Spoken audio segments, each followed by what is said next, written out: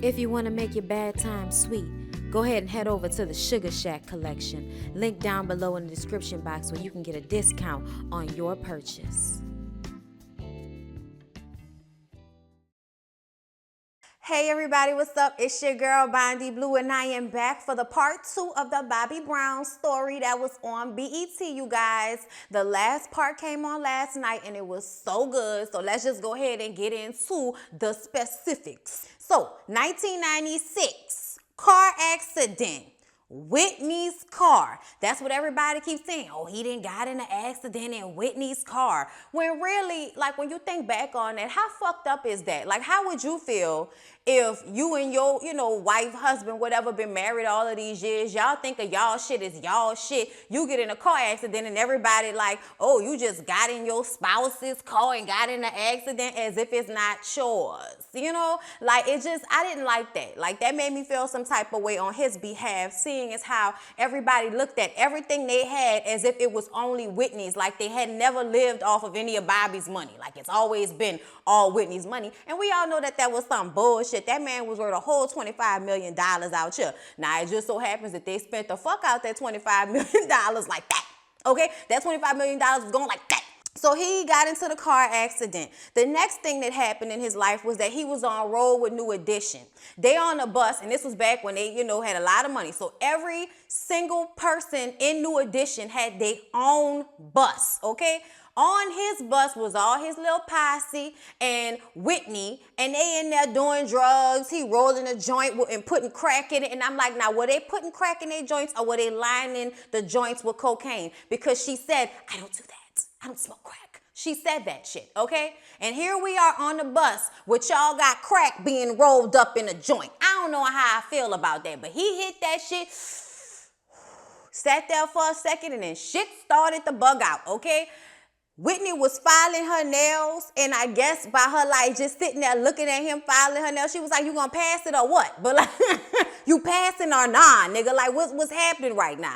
But in his head, it seemed as though she was bugging out and trying to kill him. So he jumps up, grabs a gun, points the gun at Whitney like, you trying to kill me? You trying to kill me? She's like, baby, Bobby, what are you talking about? Bobby, calm down. What you doing, Bobby? Calm down, Jesus. And then he runs to the front of the bus, pulls the gun on the driver and tells the driver to stop the bus. They stop the bus. He runs into this large field, into some redneck's front yard who comes out with a shotgun and is about to shoot Bobby's crazy ass because Bobby got a handgun in his hand. And that's when all of the other dudes from New Edition and, the rest of the posse come out, and Ricky like, come on, sir, please don't do this. My brother's just having a hard time right now. So the redneck puts the gun down after Bobby's ass had already been carried away, and Ricky is just standing there, and Whitney comes running out, and the guy's like, is that Whitney Houston? Like, of course, everybody knows who the fuck Whitney Houston is, but don't know who Bobby Brown is. Child, y'all make my nerves bad. Then the next large event, okay? He in the house cooking the crack himself. Nigga said, fuck this shit, okay? I come from the hood. I know how to cook crack. Somebody sent me a recipe, okay?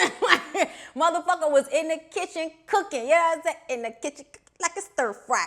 Like Ray J and Prinky in the pickle plate, Bobby was bringing Whitney the crack plate, okay? So, and I'm not trying to make fun of it, y'all, because it's so sad and fucked up, but this is what was going on in their life. You got to be real about it. So he takes it, he's walking into their room or trying to go upstairs or something, and then he completely passes the fuck out. I mean, like, doop. Boom, like, I don't know what happened. There was no, like, bracing himself, no, oh, shit, I'm falling. Nothing, just out. And then Whitney comes down there, hey, Bobby, what you doing?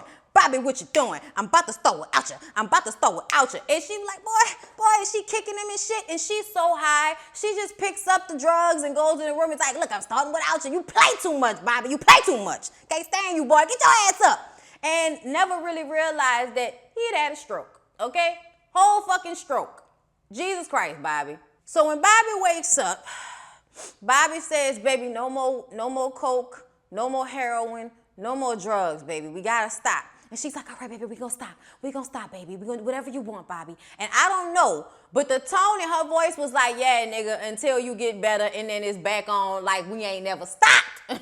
Like, okay? Like, I really feel as if when you look at their lives, it just seems as if in comparison, Bobby was a little bit of a lightweight. Just like her brother said on the Whitney documentary, Bobby was a fucking lightweight, and Whitney didn't have to stop because nothing was happening to Whitney. Whitney was out here doing crack and you know, whatever, crack is whack, doing cocaine and smoking it in her weed and doing a little heroin here and there. They was doing their thing, and she was perfectly fine. The only thing that was fucking up on her was her voice, and she was tired of performing after that 99 tour, so I'm sure she ain't really give a fuck, you know, because this is 1999 right now when, you know, this all happened, and he was like, baby, we can't keep doing this, we gotta stop. And it just kind of seemed like in that moment, I could just tell that Whitney wasn't about to stop. I really feel like Whitney enjoyed getting high. And that's just a realization. Some people just like being high. So next they go on that vacation, and I think they went on that vacation to Africa, and this is when they got baptized in the water in the Jordan, I believe. And I could be wrong, but I think it was the Jordan. Either way, they got baptized. They was in Africa. The tabloids was all over it, and of course trying to make it seem like, oh, they was high and this and that, when really they was just enjoying themselves on vacation. I swear I would hate to be Whitney and Bobby back then and can't even go on a fucking vacation without somebody saying I'm high in a tabloid somewhere, especially when you're trying to like distance yourself from the drug, you're trying to get better, and people won't let you. Like, I could imagine how frustrating their lives must have been during that time period. So they get back from the trip, they land, you know, their little private jet at the airport, and U.S. Customs is waiting to pick up Bobby for, I guess, some bullshit traffic violation or ticket from Florida. So they arrest him and take him to Florida and put him in jail. And y'all, I was just like, really? Really? But this is the type of shit that they do. This is the type of shit that they do. They will find a fucking charge from 30 years ago and bring that shit up to try to keep somebody in jail. Like, y'all, the justice system just makes my nerves bad and makes my ass itch and makes like all my pressure go up. The justice system is really, really on some fuck shit. And the fact that no politicians are really trying, that are in office, that see any issues with this system is just so annoying to me. And you see it in fabrics of African Americans' lives all throughout. Like, you watch every single one of these stars at some point, especially back in the day, especially if they had a drug problem, would be arrested. The shit would be put on tag, like just all kind of disrespect. Yet the white ones, you know, they do coke and do all of that shit in plain view of everybody, and it's all right. You don't see them getting put in jail for extended periods of time so that they could detox in prison. Y'all, oh my God, I thought it was fucked up. I really did. So like I said, he went to jail. And in jail, he went through withdrawals. Okay, he went through those withdrawals, and there was a guy who was in jail with him that helped him and said he had been through it. Bobby, you know, shaking in the cold sweats and the cold turkey of it all, y'all. It looked painful. Whenever I see people in movies go cold turkey, I'd be like, God damn. Especially when they was doing everything. When they was doing coke and drinking and smoking weed and doing heroin, and that means everything in your body is screaming for all of those different things at one time. Oh Lord.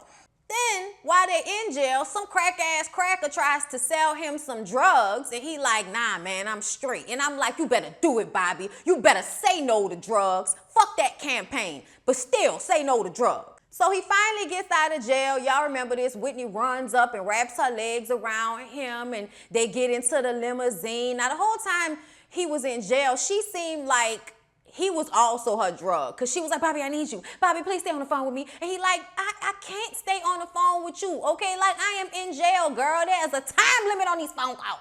But she didn't understand it, and she was trying to stay clean, I guess, and she said the drug is the only thing that kept her. All right, so they in the limousine, and she bring out the little vial of coke for him. Look what I got you. Yes, let's get it on, baby. You know? And Bobby is like, Whitney, I told you I was getting clean. And y'all, I saw it on Twitter when everybody put, who said that? Who said that? Y'all, I was dying laughing at that shit. Y'all wrong for that. But either way, that was how Whitney felt. Whitney was like, that was there, nigga. This is not. Okay, no. Like, we stopping. You need to stop, okay? I need this shit, all right? I needed this, all right? Because if it wasn't for this, I'd have been gone down to yonder, okay? I needed this. And I'm like, girl, the stuff that you tell yourself, the things that you lie and tell yourself. So Bobby is shown like spending time with Bobby Christina and how they have like this little song that he always sings. He always sings, if you want me to stay, I'll wait around the day to be available for you to see. I'm about to go, and then you'll know for me to stay here, I got to be me. You'll never be in doubt, that's what it's all about. You can't take me for granted and smile.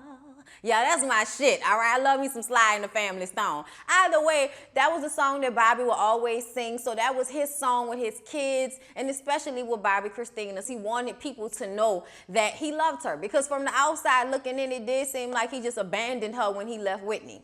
Then we see him talking to his brother Tommy about, you know, doing a record with Ja Rule. Y'all, that was my shit. And I know you getting bored dealing with him. Like, that was the shit. That was the shit. Thuggin', my lovin', my thuggin'. Thug love, that was the shit. And I know you getting bored. Look, Bobby was acting a fool in that fucking video. Energy was on 1,000. Love you, I love you, I love you. So then he's driving in a car down the street, gets pulled over for speeding and running a red light. And then we see that he ain't got no license and registration on him. And I'm like, now, Bobby, we can only blame the justice system so much, nigga. Why are you driving yourself anyway? Y'all have money. Get a driver. Do you know how much you would have not been in jail if you would have just let other people drive for you, Bobby? What the fuck? I mean, I don't know if y'all remember, but there was a time period when Bobby kept getting fucking arrested for DUIs. Like over and over and over and over again. And this was one of those times. And I just,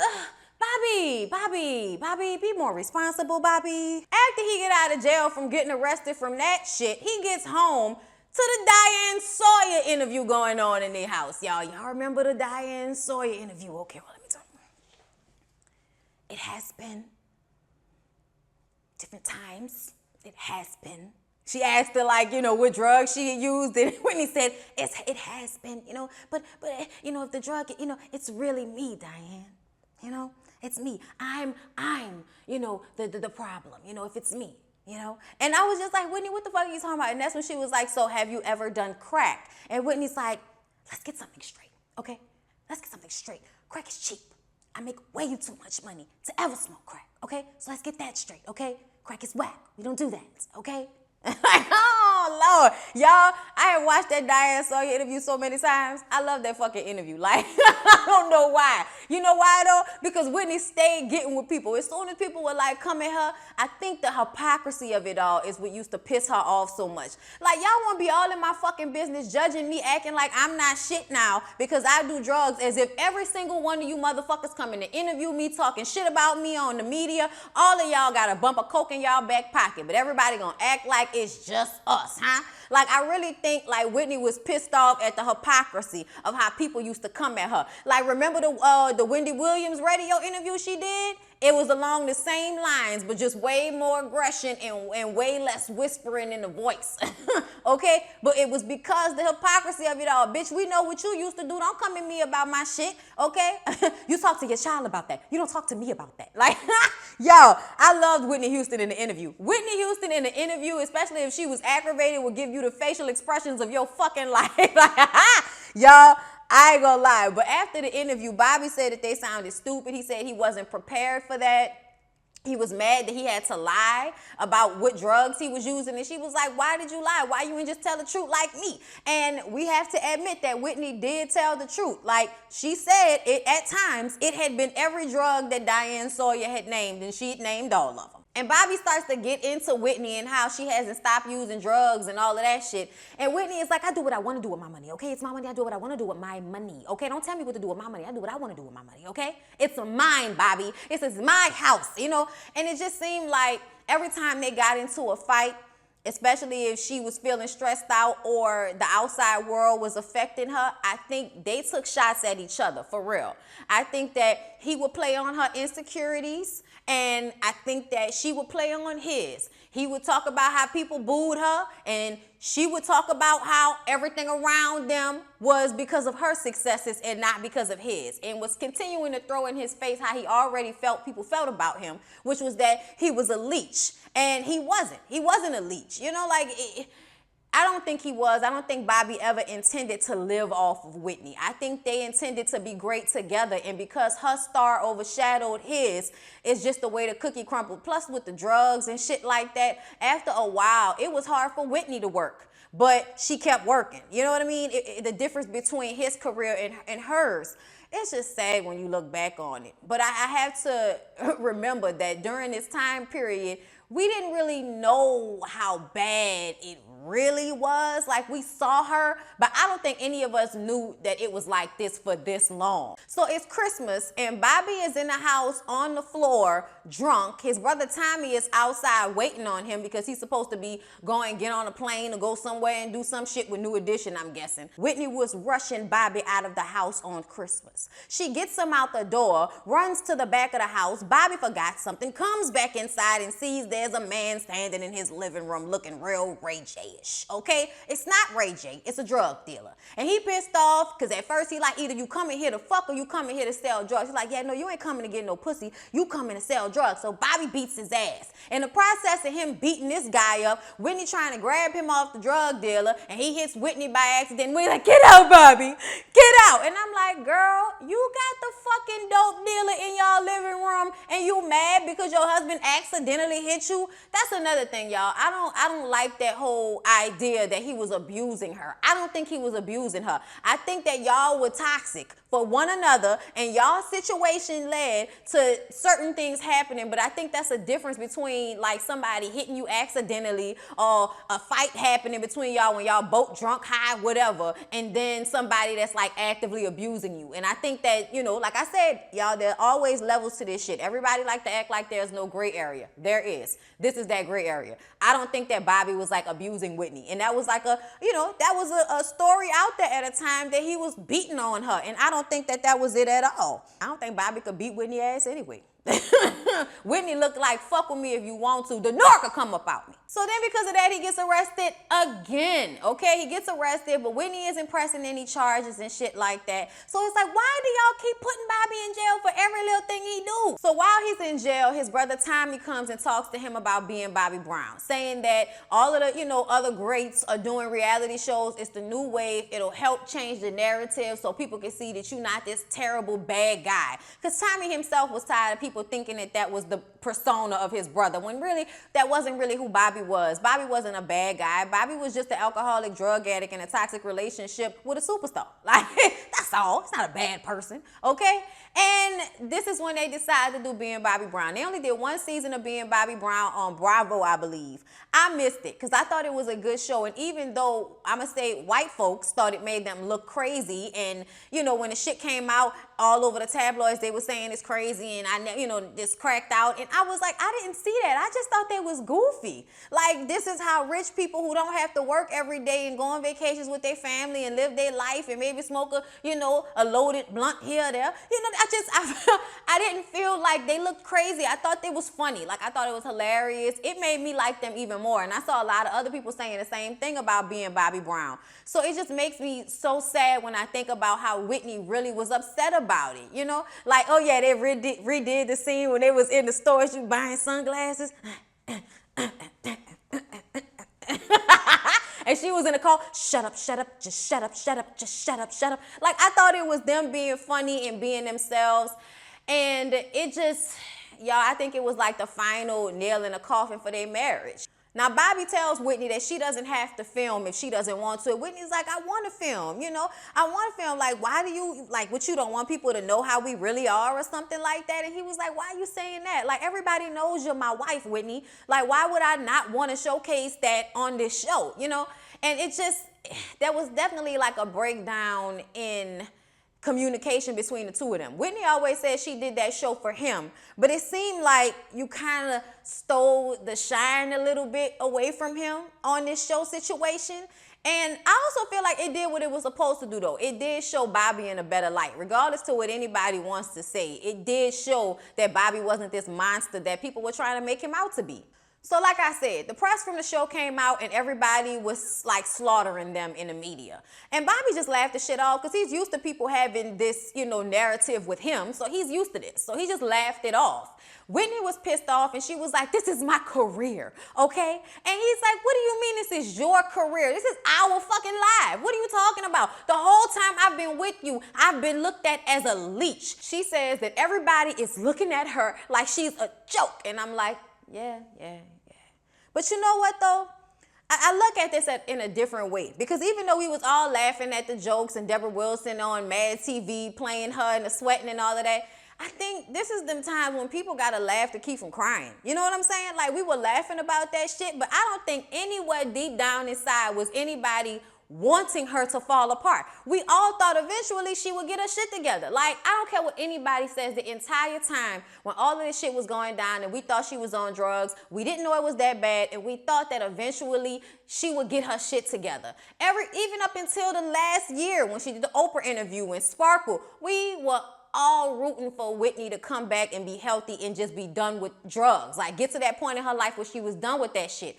And it just never happened. It never happened, and it was heartbreaking. It was heartbreaking, especially for me, because like when I was growing up, in my household, I was exposed to all of the black greats. And Whitney was a black great. You know what I'm saying? For us, growing up on television and movies, seeing her, as our person that was at the top with everybody else. The little black girls, we didn't have a lot of people to look at who was like at the top and big, like Madonna and Prince and Michael Jackson and all of that. And even though, Prince and Michael are black people, they still were in some way separate from us. And then they weren't little black girls. They were brown-skinned black girls at that. Whitney was like the epicenter of our culture in a way, especially during like the Bodyguard years and shit like that. Like she was everything. And even in this era with the drugs and the crack jokes and shit like that, her existence, his existence, their marriage was still very much a part of our culture. And it was something we laughed about, but it wasn't like we didn't cherish it. Bobby tells Whitney that if this show is what it took to get the truth out of her about how she really felt about him, which was that she shouldn't have never married him and everybody warns her about him and all of this shit, I think she fell into that narrative sometimes too, trying to blame him for how everything went with her. And I honestly don't think that it was all his fault. I really think she would have been on drugs no matter who she was with. Like, it may not have been as bad, because when you get with somebody else that does drugs, it makes your problem even worse. They amplified each other's issues. But I think with or without one another, Bobby would have been an alcoholic and Whitney would have been a cokehead. So Bobby came home one day and Whitney had taken Chrissy with her to go to rehab and was just completely gone. And he was pissed off and he was over it. And he was trying to go out there to get Bobby Chris, but that didn't happen. And he ended up falling into the arms of Alicia, y'all. Yes. We were all talking about how we didn't like this narrative of Alicia just sitting in the fucking background being a guardian angel to Bobby the whole time his life was going on.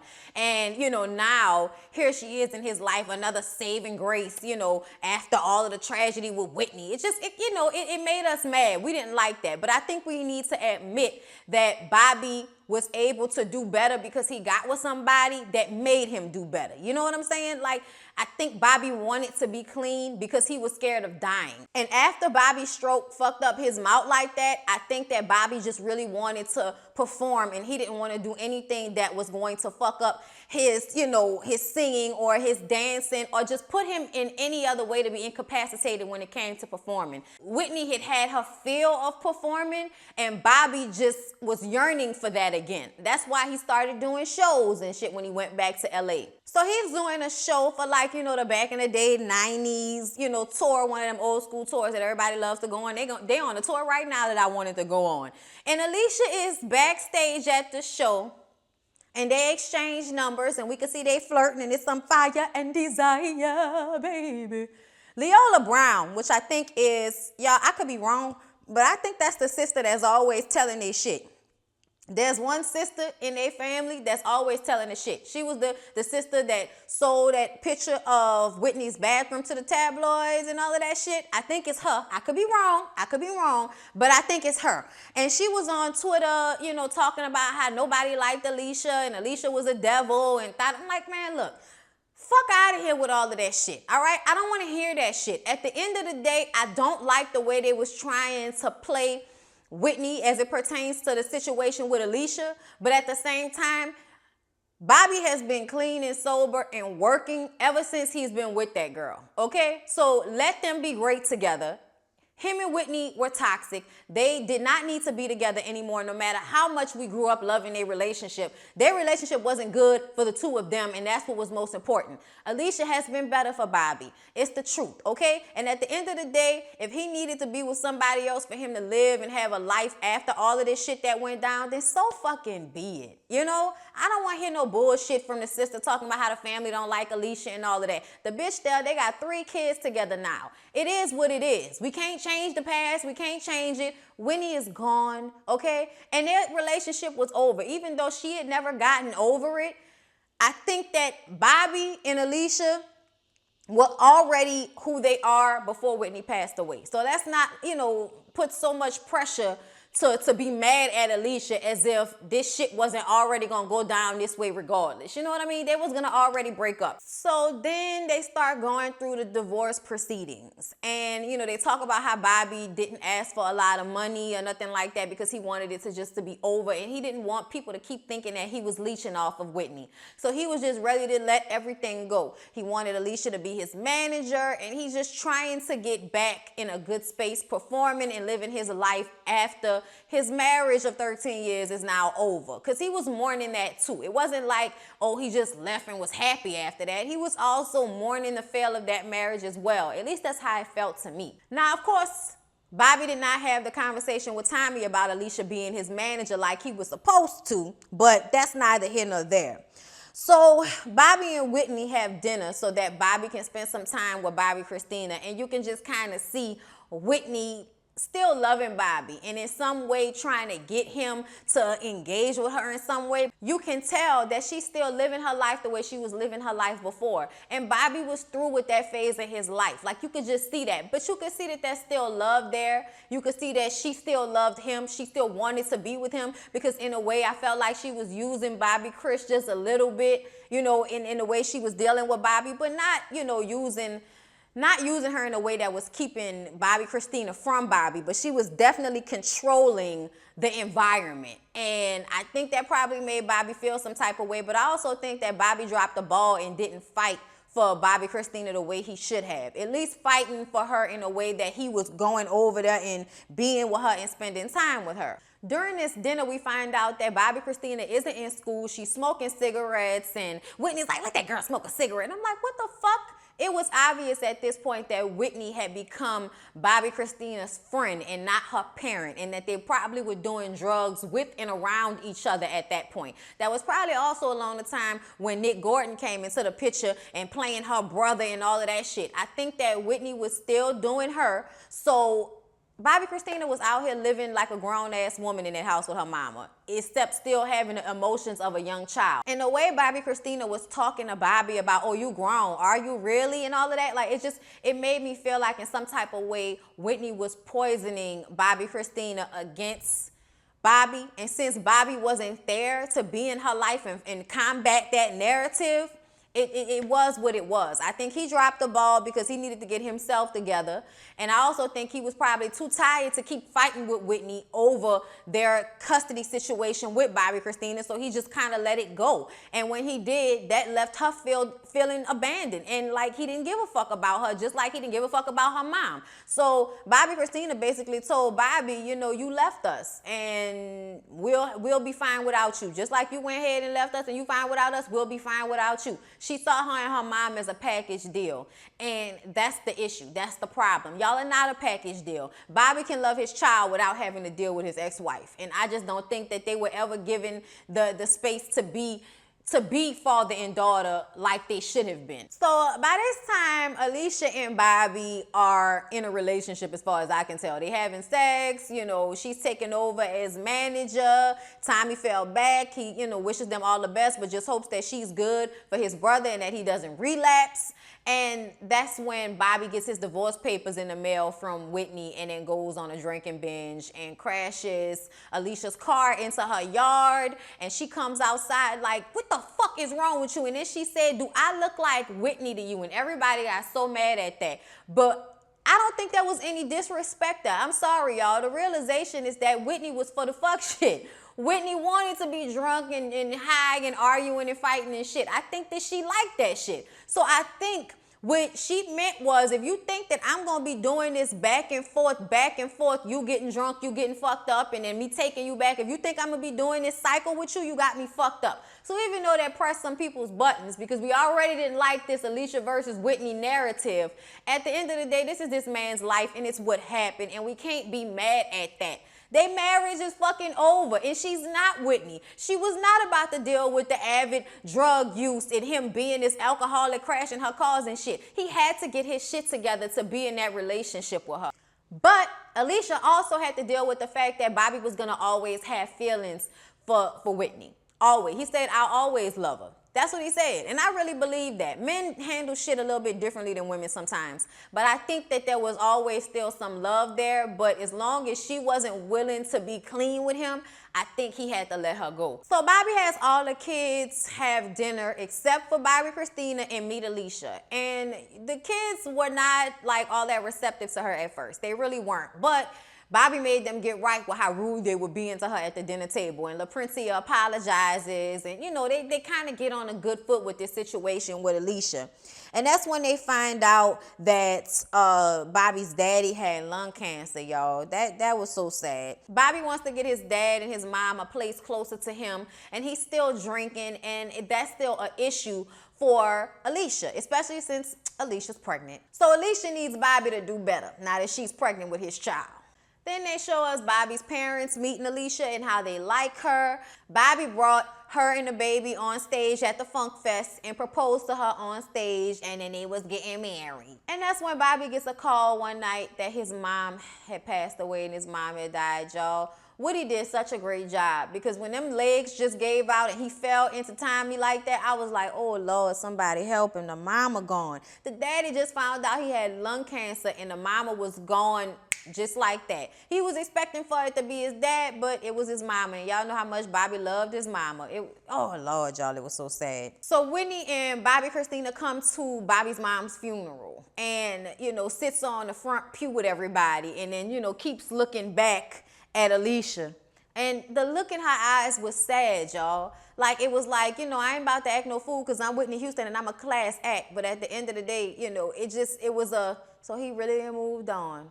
It's really over. You know what I mean? Like, that's what it seemed like to me. And she got up there on the pulpit and she said, that was my mother-in-law right there. Okay, that was my mother-in-law. I see you, bitch. Little shade. And then she sung Precious Lord, I think it was. It was Precious Lord. Y'all, somebody put on Twitter last night the video of Whitney singing at that funeral. And she was hoarse, and you could hear, like, when she tried to, like, you know, hit her high notes, her voice would crack a little bit, but she still had that good tone, and her runs was still on point. Like, Whitney's voice was still 80% better than anybody else that you could think of. Like, okay? Like, she still had that bass level that was still really good. Like, I really think if she would have got off drugs and let herself heal, especially her vocals, if she would have let herself heal, she would have been able to get back on the road and perform, you know, just like Bobby had. Because she had a stronger voice. That makes no sense that Bobby and them could continue to tour years later, but she couldn't, and they were doing the same amount of drugs. I just think that there were times when she didn't really stop.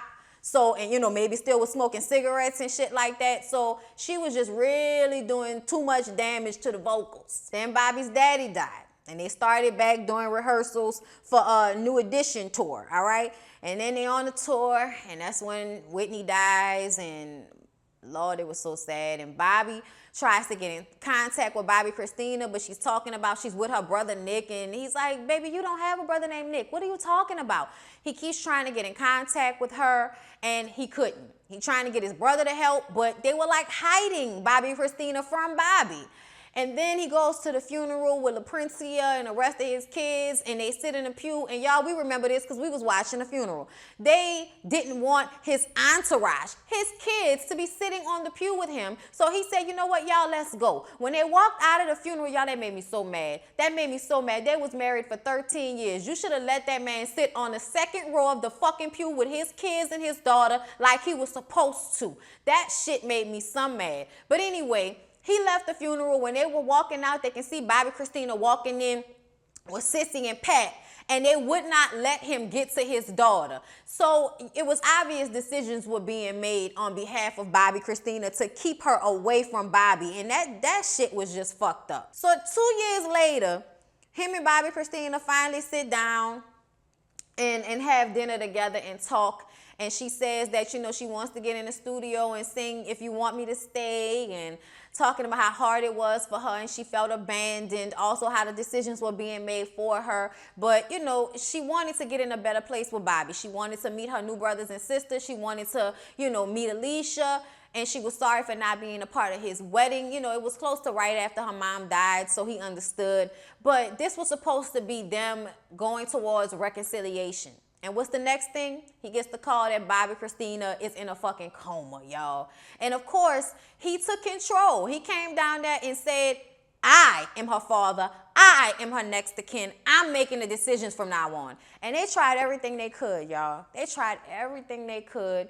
And we know, because she was on life support for a good 6 months before they finally took her off and they put her in hospice. And y'all, I felt so bad for Bobby. Oh my God. Oh my God, like everything that went down in his life, when you think back on everything that's happened, he truly is blessed to still be alive, still be touring, still be making music, still have all of his, you know, legs, arms and shit moving after the strokes and heart attacks.